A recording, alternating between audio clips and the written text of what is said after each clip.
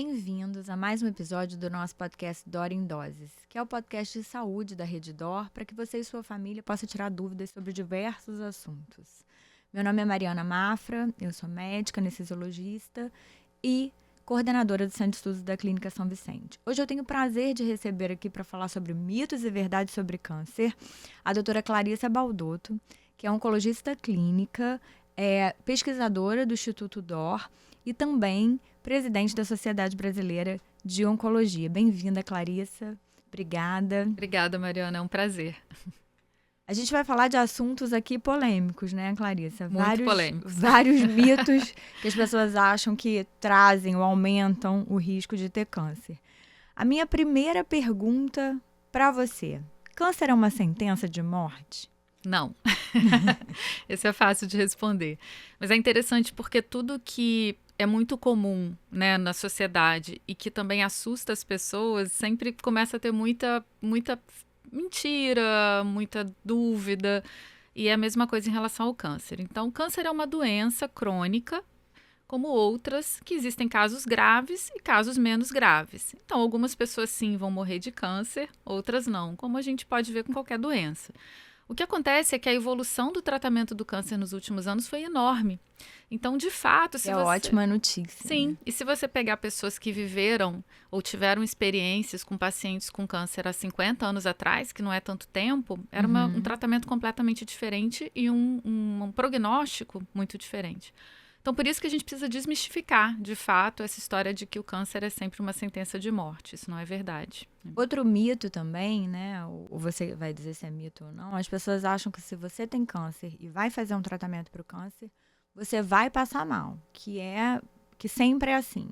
Que acaba com a sua qualidade de vida, que você tem um monte de sintoma. Isso é verdade? Então, muitos mitos, eles têm um fundinho de verdade, né? Quando eles começam, a gente consegue identificar. Então, a primeira coisa importante em relação a essa pergunta é que o tratamento mudou muito. Então, hoje não tem um tipo de tratamento, são vários e ele é muito individualizado. E da mesma forma, os efeitos colaterais também mudaram muito. Então, se a gente pegar a quimioterapia de 60 anos atrás, de 70 anos atrás, que era a única coisa que a gente tinha basicamente para tratar o câncer, de fato tinham tratamentos com efeitos colaterais muito penosos. E mais ainda, os remédios que a gente tinha para tratar esses efeitos colaterais, por exemplo, que é muito comum associar a vômito, náusea, né, tinha muito pouco suporte. Então, a imagem que a gente tem de uma pessoa fazendo quimioterapia há 60, 50, 40 anos atrás é uma imagem ruim que ficou no imaginário popular. Isso mudou. Hoje, a chance de você ter uma pessoa do seu lado que está em tratamento de câncer e você sequer sabe ou nota é muito grande. Praticando esporte, né? Às vezes tem uma pessoa praticando esporte, trabalhando normalmente. Vida normal. É claro que tem tratamentos com maior número de efeitos colaterais e tem pessoas que sofrem mais efeitos colaterais, né? Todo remédio, todo tratamento, ele é muito dependente de como a pessoa vai tolerar. Mas esse mito de que todo mundo sofre muito, pelo contrário, hoje a busca é que o tratamento deixe a pessoa levar uma vida normal. É muito comum a gente ver no consultório, às vezes o paciente está tratando com uma quimioterapia ou um medicamento venoso, e aí ele vai passar para outro tratamento que será via oral. E na cabeça dele, ele acha que isso vai dar muito menos efeito colateral. Ah, não, agora é só um remedinho pela boca que eu vou tomar em casa. Isso é verdade, Clarissa? Isso é engraçado, que é muito comum. Quando a gente vai falar sobre um tratamento, o paciente pergunta, é comprimido ou é na veia? E quando a gente fala que é na veia, eles ficam, nossa, esse é muito forte, é muito ruim. Não, né? São medicamentos. Então, assim como antibióticos, existem antibióticos que devem ser feitos na veia e outros antibióticos que são melhor absorvidos via oral, é a mesma coisa com quimioterapia, com imunoterapia, terapia-alvo. Então, a via de administração não tem nada a ver com efeito colateral. É porque a quimioterapia antiga, tradicional, era sempre na veia, né? Então, as pessoas associam isso com efeitos colaterais muito ruins. É claro que um comprimido tem a comodidade de você tomar em casa. Mas os efeitos colaterais não têm nada a ver com a via de administração. Tem comprimidos que podem ser potencialmente mais tóxicos do que uma medicação na veia, por exemplo. E algumas coisas, né, que a gente escuta os pacientes perguntarem ou falarem. Ah, não, se eu comer açúcar, vai aumentar meu risco. Se eu comer glúten, aumenta o risco de câncer. Isso é verdade? A gente brinca muito que o paciente, a família, tudo é muito assim, eles recebem tudo indicado pelo médico. Então, o remédio, a indicação. Então, uma coisa que eles conseguem controlar é a alimentação, né? Então, tá no poder da pessoa controlar. Então, existe uma preocupação enorme com isso, né? Uma discussão muito grande no consultório. E, mais uma vez, tem um pouquinho de verdade, mas a maior parte é mito. Açúcar é um alimento que nosso corpo inteiro utiliza, não só a célula de câncer. Né? Ele é a forma como o nosso corpo produz energia através de açúcar. Então, não é que o açúcar cause câncer, não. Você pode comer doce quando você está em tratamento de câncer. Né? O que acontece é que já tem muito estudo mostrando que excesso de calorias, excesso de açúcar, obesidade, picos, né, de glicose no sangue, eles geram uma reação inflamatória no corpo. E essa reação é prejudicial para muita coisa, não é só para câncer não, doença cardiovascular. Então, no final das contas, tem a ver com moderação, né? Que não é só para quem está em tratamento de câncer, é para quem também quer prevenir o câncer. A moderação, o controle de peso, alimentos mais saudáveis. A gente sabe que isso tem o poder de prevenir câncer e de desinflamar o corpo. Mas não tem nada radical, né? Que às vezes as pessoas dizem, não, eu não posso comer açúcar porque vai piorar. Isso é muito ruim, né? Às vezes, outro dia eu coloquei até na rede social isso, né? A paciente me ligou perguntando se podia comer o bolo no aniversário do neto, porque estava em quimioterapia e disseram para ela que o açúcar vai fazer o tumor crescer. E isso não é verdade, isso é um mito. E a gente vê os pacientes em quimioterapia, às vezes a própria família, né, coloca o paciente em dietas muito restritivas, né? Não pode comer açúcar, não pode comer glúten, não pode comer lactose, isso tudo vai piorar o processo inflamatório. Como é que você fala para os pacientes? O que você recomenda? Essa ciência de alimentação e doença crônica, como câncer, é uma coisa muito nova e está se estudando muito, né? Mas, como qualquer outro tratamento, é muito pessoal, muito personalizado. Então, não dá para generalizar. Esse é o primeiro ponto, né? Ninguém pode comer nada. Tem pessoas que têm, de fato, reações alérgicas ou restrições, à lactose, a glúten, e aí é um ponto à parte. Fora isso, a gente tenta regular a alimentação de acordo com o tratamento. Então, por exemplo, tem pacientes que têm muita náusea durante um tratamento e você vai tentar buscar uma alimentação que diminua isso. Tem outros pacientes que eles têm... Tipo o quê? Um picolé gengibre, gelado, por exemplo, é uma coisa que doce. ajuda. E tem... Você sente individualmente mesmo. Às vezes a pessoa diz, quando eu tô fazendo o tratamento, eu me sinto mal comendo alimentos mais doces. Eu vou comer coisas mais salgadas um pouco. Então, é muito individual. Tem muita alteração de hábito intestinal. Então, tem gente que tem prisão de ventre com tratamento, diarreia. E aí você precisa regular a alimentação para poder melhorar o funcionamento intestinal. Teve muito estudo já tentando testar dieta cetogênica e outras coisas, outras dietas mais específicas, nada ainda muito conclusivo. Então, a gente não recomenda isso de rotina. O que é muito, assim, geral é tentar ingerir fibras, tentar ingerir uma quantidade de proteína adequada, porque a perda de massa muscular, ela tem um impacto grande em aumentar o risco de efeitos colaterais, redução da imunidade. E fora isso é equilíbrio, né? Beber muito líquido, isso geralmente é recomendado, né, para a maioria dos pacientes, hidratar bastante. Carne vermelha?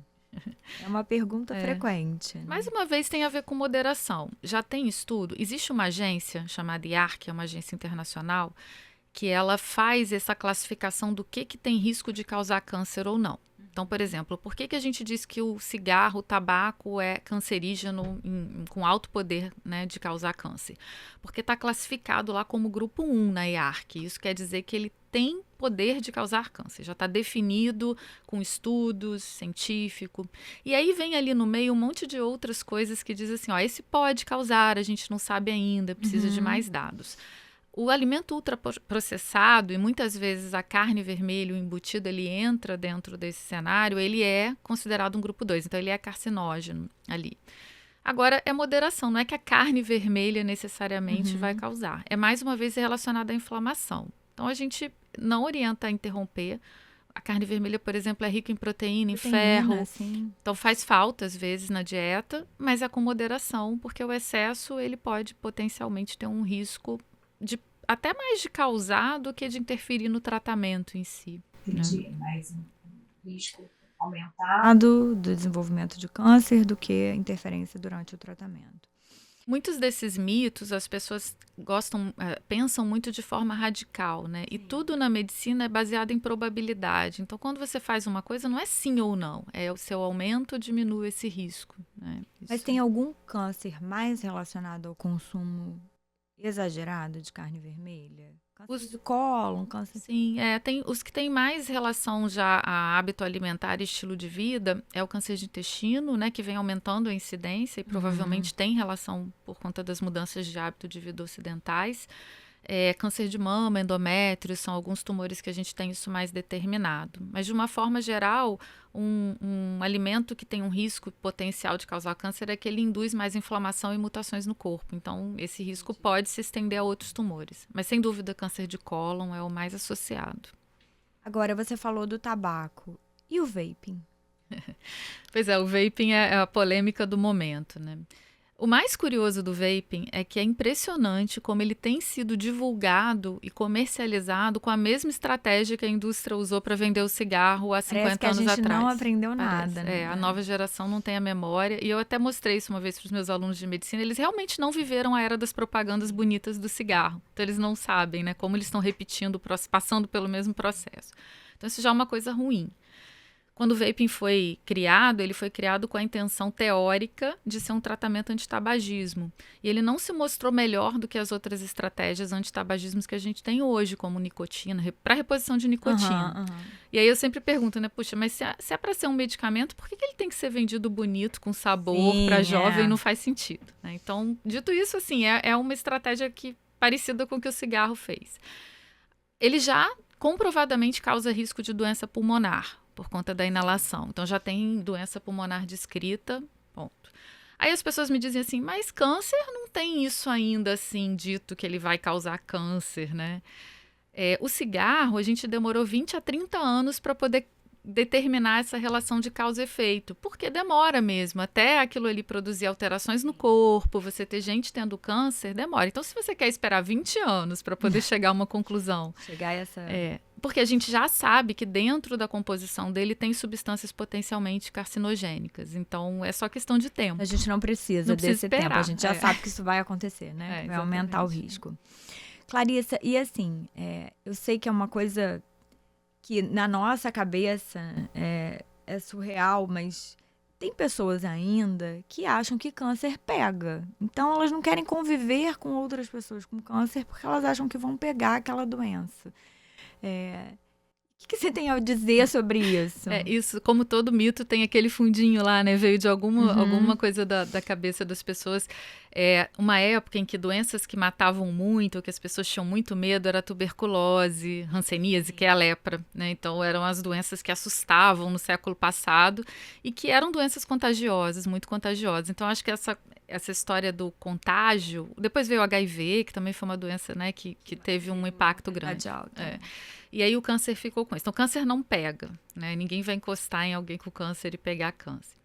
Agora, existem tipos de tumores que eles são causados por vírus, por exemplo, né? Eles não vão pegar no contato, nem com quem tem o câncer, mas que o mais importante é que eles podem ser prevenidos. Então, por exemplo, um horror que a gente tem no Brasil, que é o câncer de colo de útero, que a incidência é muito alta e que é causado por um vírus, o HPV. E que existe vacina. Então, hoje, por exemplo, não tem razão para a gente ter incidência alta de câncer de colo de útero no futuro. Se as nossas crianças forem vacinadas, a gente vai acabar com a doença. Vacinar criança e adolescente. Hepatite, né? É um câncer que o vírus da hepatite é o maior causador de câncer de fígado. Hepatite B e C, né? E hepatite B a gente tem vacina e hepatite C a gente tem exame que detecta e tratamento. Então, são tumores preveníveis com medidas que combatem o vírus. Hepatite A não é causadora de câncer, né? As pessoas, aqui é a mais comum, e, enfim. As pessoas têm vacina também para hepatite A, mas é B e C. E algumas outras coisas, assim. As pessoas acham que, se eu tô com câncer, eu não posso fazer exercício físico, eu não posso viajar, eu não posso ter uma vida social, eu não posso ter contágio com outras pessoas porque eu vou pegar uma infecção. Como é que você recomenda isso no dia a dia do consultório para os pacientes? Em geral, o que a gente espera é que o paciente tente manter a vida dele normal. As restrições são muito dependentes de como ele vai se sentir durante o tratamento ou da vontade do paciente. Então, hoje, por exemplo, exercício físico tem comprovação científica que ele melhora o resultado do tratamento. Né? Exercício de força e um pouco de exercício aeróbico. Então, a minha recomendação para os pacientes, respeitando as limitações, eventualmente ele fez uma cirurgia, né, ou está num período do tratamento que ele precisa descansar mais. Tirando isso, a recomendação é que se mantenha uma atividade física regular durante o tratamento. Pré-operatório é super importante fazer atividade física, né? Como eu disse antes, né, a massa muscular é uma medida muito importante de saúde da pessoa. Então, no câncer também, no tratamento do câncer também. Sair de casa também é altamente recomendável. A saúde mental é muito importante durante o tratamento de câncer. Tem algumas situações em que a baixa de imunidade pode trazer alguma limitação. Mas isso hoje é cada vez menos comum com os tratamentos que a gente tem. Isso é muito mais relacionado a tratamentos mais intensos, tipo transplante de medula óssea, que é um período que o paciente fica muito imunossuprimido e muito restrito. Então, o seu oncologista vai poder orientar quando existe essa restrição, mas isso é bem infrequente hoje em dia, muito incomum. Quem está fazendo tratamento de câncer pode ingerir álcool? Depende. Tá? De novo, depende do medicamento que se está usando, depende de como o corpo da pessoa tá, né? Se ela tem alguma alteração no fígado, porque o álcool, ele é metabolizado no fígado. Então, muitos medicamentos também são, e isso pode ter alguma interferência. O álcool deve ser ingerido com moderação por todo mundo. Né? Então, essa é a orientação. Mas, eventualmente, na maioria das vezes, existe uma liberação para um consumo social, com moderação, em baixa quantidade, sim. Mas isso é sempre bom perguntar, porque pode ter alguma interferência de fato com algum medicamento que o paciente esteja usando. Tem alguns mitos ao redor de biópsia também. As pessoas acham assim, tem um tumor, não estamos dizendo se é benigno ou maligno, e tem que fazer uma biópsia para saber qual é o tipo. Mas se eu fizer a biópsia, vai espalhar essas células cancerígenas. Isso é muito comum, né? É antigo e continua, assim, até hoje a gente ouve essa pergunta. A biópsia, primeiro, é um ponto fundamental, né? A biópsia é que vai firmar o diagnóstico e vai te ajudar a escolher o tratamento. Hoje tem muita informação que a gente tira na biópsia. E às vezes, durante o tratamento, tem que fazer novas biópsias, Isso né? é cada vez mais comum. A gente tem aprendido a lidar com a evolução da doença e ir testando, né, para ver o que mudou na doença. Biópsia pode ser feita de várias formas. Às vezes precisa de uma cirurgia, hoje em dia cada vez menos, né? Tem procedimentos de punção, radiologia intervencionista, que é muito seguro. A biópsia hoje é feita com muito cuidado, então ela tem uma proteção para evitar que essas células tumorais possam se espalhar, né? É uma agulha pequena, mesmo quando é cirúrgico, é muito protegido. Então isso não acontece. Essa associação, eu acho, né, que é muito comum, porque quando a pessoa vai fazer uma biópsia, fora do rastreamento, quando ela não está sentindo nada, ela está sentindo alguma coisa, ou seja, esse tumor começou a crescer e está dando algum sintoma. Até então a pessoa estava no escuro, ela não sabia o que ela tinha. E aí é a partir da biópsia que se desencadeia o processo de tratamento, né, de algum sintoma. E aí eu acho que na cabeça das pessoas eu biopsiei e tudo começou a acontecer. E às vezes o tempo até começar o tratamento, a doença vai evoluindo. Isso, né? Então eu tenho a impressão que isso veio muito de uma época que as pessoas só descobriam a doença quando já estavam com muito sintoma e tinham aquela sensação que foi a biópsia que cutucou, né? Eles falam, cutuquei, tumor, causou. Mas é mito, isso é mito. E a própria cirurgia, né? Tem pacientes que têm medo de fazer cirurgia. Mas vão abrir minha barriga. E aí, por exemplo, num câncer de ovário, vão abrir a barriga, vão mexer, ou num melanoma. A cirurgia pode, de fato, piorar o prognóstico, espalhar o câncer? Eu acho que o mito veio do mesmo conceito da biópsia, né? A pessoa, quando vai chegar a uma cirurgia, ela já tem um diagnóstico, um sintoma. Antigamente era muito comum descobrir a doença mais avançada e aí tinha a sensação que a cirurgia causou algo. Mas a cirurgia, o que é importante é que a cirurgia para câncer, ela tem uma técnica específica para cada tipo. Que deve ser feita com um especialista. Isso, e respeitada essa técnica. Se a técnica correta, que a gente chama de cirurgia oncológica, é o nome que a gente dá, correta, né? Se a técnica não é seguida, existe sim um potencial risco de uma piora da doença por conta de uma cirurgia que não foi bem feita, tá? Então, isso é importante. É um mito o fato de que a cirurgia pode piorar a doença, muito pelo contrário, mas é verdade que a cirurgia tem regras específicas quando a gente está falando de tumor. E é para cada tumor. Tem um tipo de cirurgia adequada para um tumor de ovário, por exemplo, outra para um tumor de pulmão, outra para um melanoma. E o cirurgião que é habilitado a tratar câncer, ele domina essas técnicas. Né? Tem um outro uma outra pergunta frequente, que é assim, não, eu preferi fazer a cirurgia do que fazer direto, do que fazer uma quimioterapia ou uma imunoterapia pré-cirurgia, porque aí a cirurgia já tira tudo, eu prefiro uma cirurgia radical. Em oncologia, a cirurgia é associada à cura, né? Só o que cura é a cirurgia. Isso tem uma razão de ser. Até como eu mencionei no início, há pouco tempo atrás, a gente não tinha quase nenhum outro tratamento, né, para o câncer. Então era assim, se você descobrisse um tumor inicial, a cirurgia tinha um potencial de curar. Tirando isso, a gente tinha muito pouco a oferecer. Hoje isso mudou, assim, muito, né? Pelo contrário. Hoje a gente tem mais indicações de tratamentos que a gente chama sistêmicos, que vão tratar o corpo todo, como a quimio, a imunoterapia, a terapia-alvo, mais do que a cirurgia.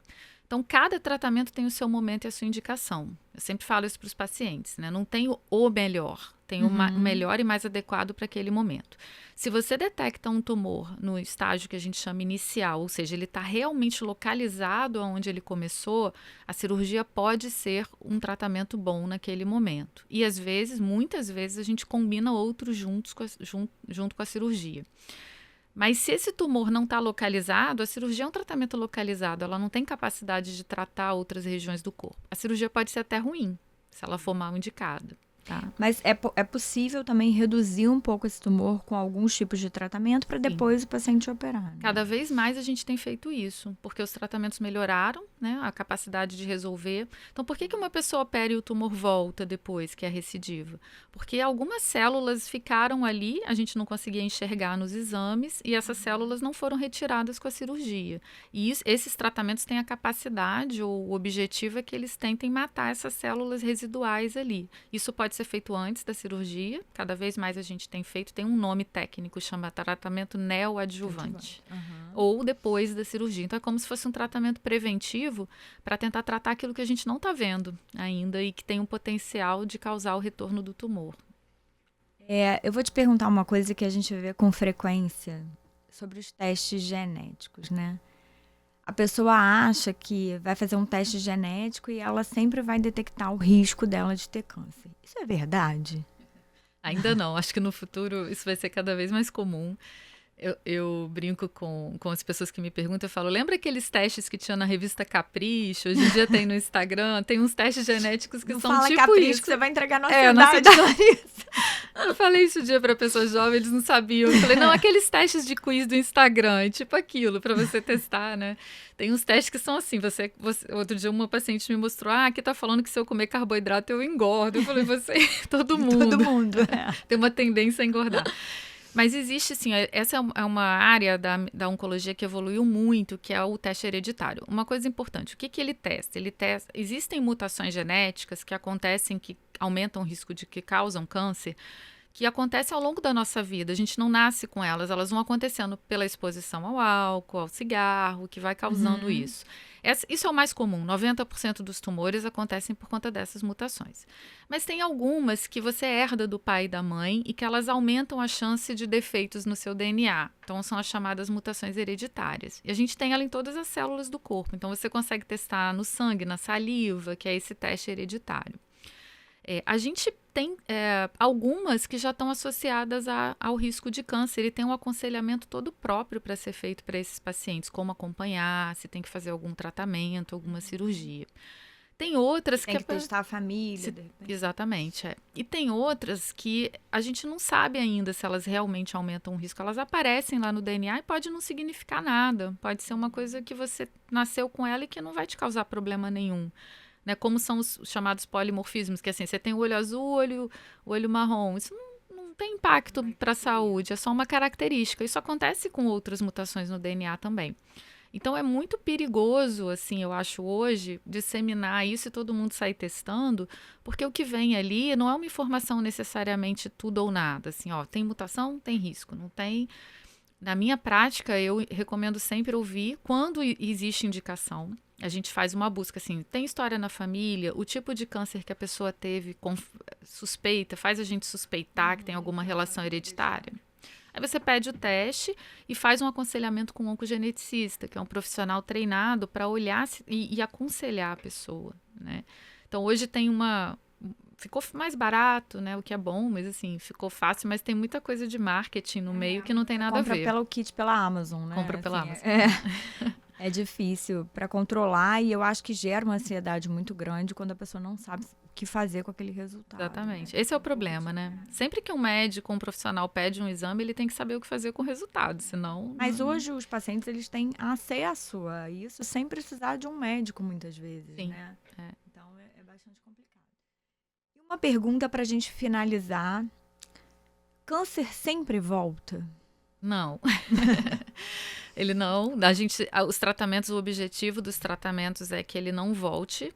Mas o que é mais importante é que ele é classificado como uma doença crônica. Isso tem uma razão. Né? Quando você trata, por exemplo, dengue, a gente trata e ninguém fica voltando para ver se a dengue ainda está ativa ou não está ativa. Você pode até ter sequela, mas a doença em si ela é aguda. Ela acontece e resolve ou não. Né? O câncer não. Mesmo quando você opera e diz está curado ou está sem a doença, você precisa acompanhar. Todo mundo, né? Você pode ter um tumor pequenininho. O oncologista sempre vai falar assim, olha, você precisa voltar para fazer um exame e acompanhar. Porque ao longo do tempo a gente precisa ver se essa doença ainda está lá, se ela vai recidivar. Então, não o existe... intervalo são 5 anos ou depende do tipo de tumor? Depende de cada tipo. Essa história dos 5 anos é porque depois de 5 anos, a probabilidade de uma doença que não se manifestou ainda voltar, ela diminui, mas nunca é zero. Né? Eu acompanho muitos pacientes hoje por mais tempo. E depende muito de cada tipo de tumor. Então, é tratar como uma doença crônica. Você não está fazendo tratamento, porque a doença não está ali, mas você está acompanhando. Né? E se você tiver que fazer um tratamento crônico, isso tem cada vez mais acontecido, os pacientes fazerem tratamento de preventivo sem doença, mas precisa fazer um tratamento por 10 anos, por exemplo, quando tem câncer de mama, porque a gente entende que isso diminui a chance da doença se manifestar. O importante mesmo, né, é você tá bem, se sentir bem, seja com ou sem tratamento e levar sua vida normal, com ou sem a doença. Esse que é o melhor no final das contas, É um né? acompanhamento como outras doenças que são crônicas, né? Enfim, diabetes, hipertensão. Enfim, Ninguém fala, tô curado da hipertensão, você toma um remédio e está controlado e quer evitar doenças graves relacionadas à hipertensão. O conceito é muito parecido. Ótimo. Eu acho que o diagnóstico e o tratamento estão cada vez mais precisos, né? E a sobrevida cada vez maior. E eu acho que a oncologia é uma das especialidades que mais evolui.